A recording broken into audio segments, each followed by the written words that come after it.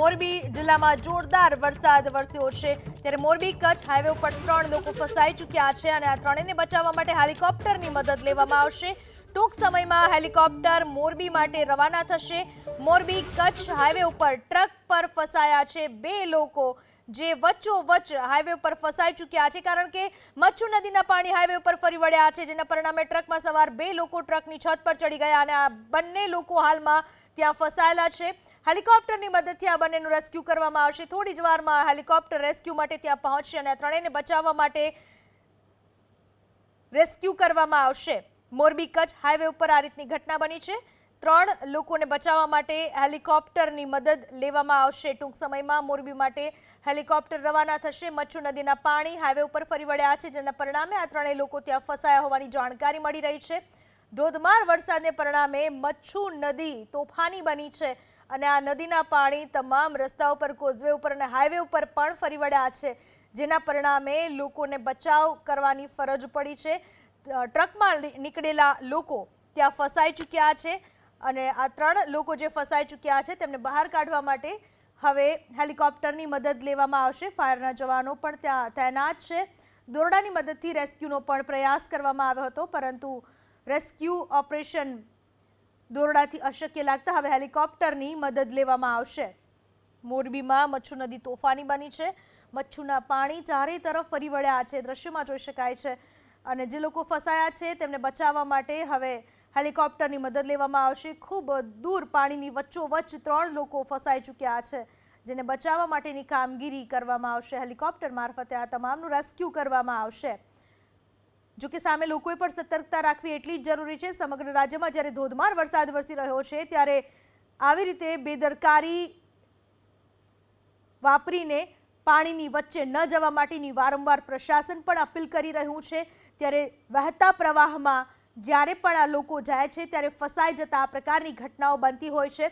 અત્યારે પણ આ હાઈવે ઉપર 3 લોકો ફસાયેલા છે જેને બચાવવા માટેના પ્રયાસ કરવામાં આવી રહ્યા છે।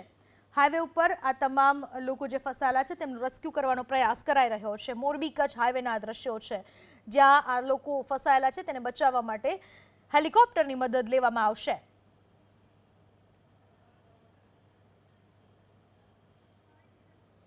મોરબી કચ્છ હાઈવે પરના દ્રશ્યો મેં આપને બતાવી રહ્યા છીએ જ્યાં લોકો ફસાઈ ચૂક્યા છે। હાઈવે ઉપર ફસાયેલા લોકોનું રેસ્ક્યુ કરવામાં આવશે અને આ રેસ્ક્યુ ઓપરેશન માટે મદદ લેવામાં આવશે હેલિકોપ્ટરની।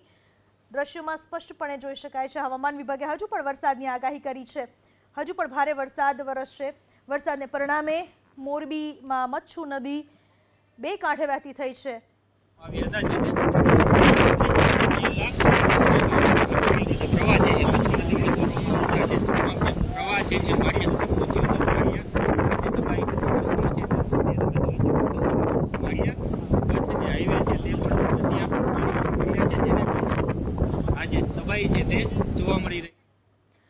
હાલમાં આ વિશે વધુ વાત કરવા આપણી સાથે ધારાસભ્ય કાંતિભાઈ અમૃતિયા જોડાઈ ચૂક્યા છે।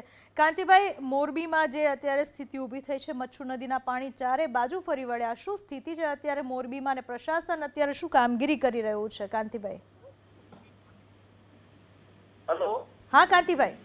જે પાણીની આવક છે પ્રમાણે માણસને બચાવવા માટેના સાહસિક પ્રયત્ન 300 જણાને તો અમે બહાર કાઢ્યા। અત્યારે 2 હોડી રેસ્ક્યુ દ્વારા અને હમણાં જીકાજી પકડીને માણસને કઈ રીતે બહાર નીકળે એના પ્રયત્ન અને એક પણ માણસને આટલું બધું પાણી એક પણ માણસ પશુને એના પ્રયત્ન આથી સરકારની સારી રીતે કાર્યકર્તા સાથે સારી રીતે કામ ચાલુ છે અને લગભગ ભગવાન કરશે તો એક પણ માણસને નુકસાની નહીં થાય।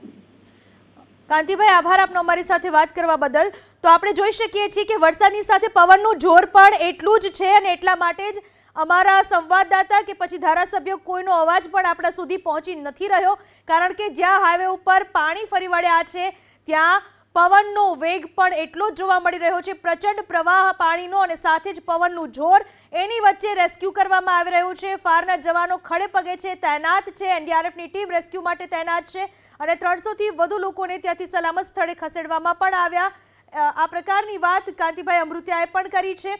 હજુ પણ કેટલાક લોકો ત્યાં ફસાયેલા છે જેને બચાવવા માટેના પૂરતા પ્રયત્નો કરવામાં આવી રહ્યા છે। પાણીના વહેણની વચ્ચે આ તમામ લોકોને બચાવવામાં આવી રહ્યા છે। સમગ્ર મોરબી જિલ્લામાં જાણે મેઘતાંડવ સર્જાઈ ગયું। નીચાણવાળા વિસ્તારોમાં પાણી ફરી વળ્યા। મચ્છુ નદીના પાણી જ્યાં જુઓ ત્યાં ચારેય બાજુ જોવા મળી રહ્યા છે। હાઈવે સંપૂર્ણપણે પાણીમાં ગરકાવ થઈ ચૂક્યો છે। ફસાયેલા લોકોને બહાર કાઢવા માટેના પૂરતા પ્રયત્નો કરવામાં આવી રહ્યા છે। પાણીનો ખૂબ જ પ્રચંડ પ્રવાહ જોવા મળી રહ્યો છે। સાથે સાથે તેજ પવનની ગતિ જોવા મળી રહી છે। આ તમામની વચ્ચે રેસ્ક્યુ ઓપરેશન કરવામાં આવી રહ્યું છે। દ્રશ્યોમાં જોઈ શકાય છે ધીમે ધીમે જે ફસાયેલા લોકો છે તેના સુધી જવા માટેના પૂરતા પ્રયત્નો કરવામાં આવી રહ્યા છે।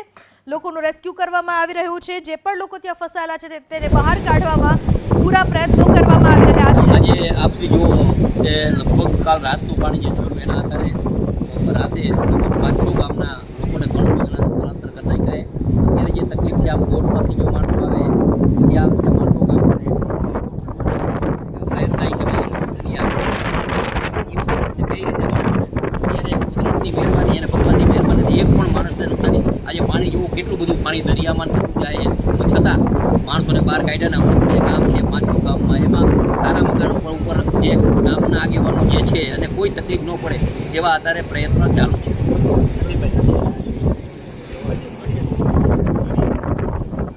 કુદરત જો રૂઠે તો વિનાશ વેરી નાખે છે અને આ જ પ્રકારના દ્રશ્યો ગુજરાતના અલગ અલગ ઠેકાણે જોવા મળી રહ્યા છે। જે લોકો ફસાયેલા છે એના દ્રશ્યો મેં આપને બતાવી રહ્યા છીએ।